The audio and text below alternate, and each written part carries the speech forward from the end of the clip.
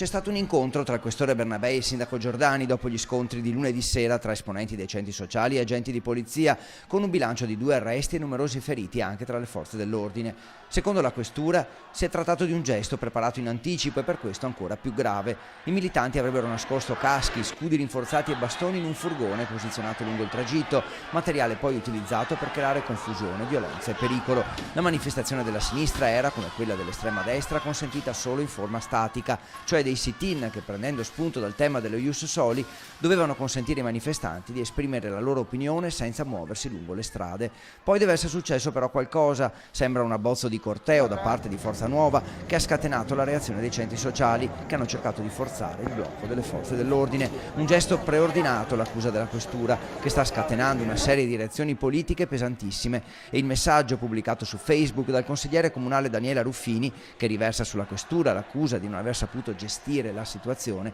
non contribuisce certo a rasserenare gli animi.